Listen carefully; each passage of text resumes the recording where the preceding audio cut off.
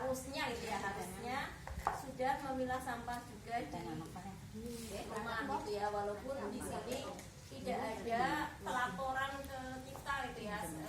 Saya hari ini memilah sampah organiknya sekian ton atau sekian kilo gitu ya, tapi saya berharap walaupun saya nggak ngecek ke rumah gitu ya, gitu ya, karena panjenengan sudah tahu kenapa sampah itu harus dipilah. Sampah organik nggak boleh dicampur dengan sampah yang panjenengan dibuang ke tempat sampah. Karena panjenengan sudah tahu, berarti kan ilmu sudah tersampaikan. Wajib bagi panjenengan untuk melaksanakan. Adapun metodenya dilaksanakan di rumah itu seperti apa, saya serahkan kepada masing-masing. Kira-kira bisanya, mudahnya itu diapakan gitu ya. Tidak harus ini, tidak harus begini, tidak harus begitu. Monggo cara-cara pengelola sampah organik kayak sisa makanan dan lain-lain sudah bolak-balik dijelaskan dan macam-macam ya caranya.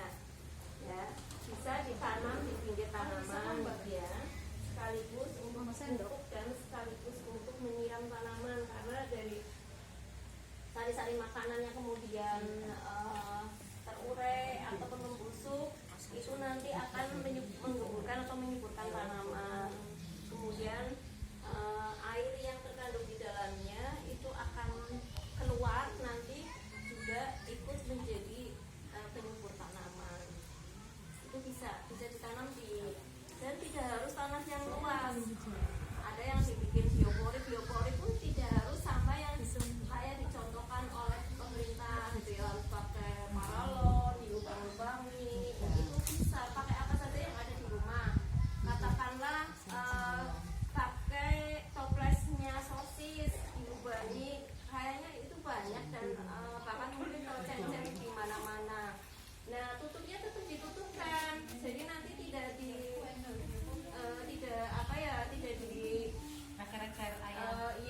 tidak diberangkati oleh ayam ataupun kucing gitu ya, biasanya yang ini.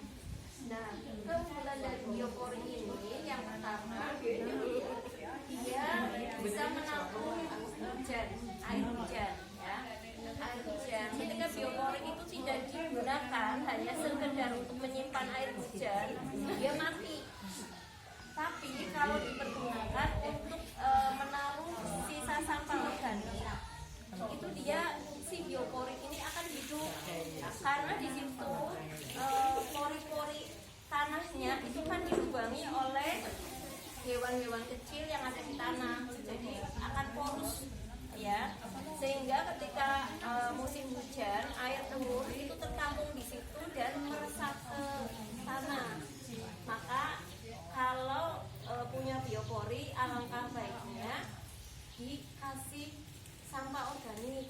Jadi nanti ketika turun hujan dan air masuk ke biopori, itu air mudah meresap ke tanah. Jadi ketika musim kemarau itu kita nggak kekurangan air. Kenapa kita menganjurkan untuk ada biopori? Karena saat ini tanah-tanah di pedesaan bahkan ya, tidak hanya di perkotaan, itu sudah rapet dengan beton, kemudian dengan aspal, gitu ya, nggak ada celah sedikit pun untuk tanah yang meresap air. Beberapa kemudian disarankan untuk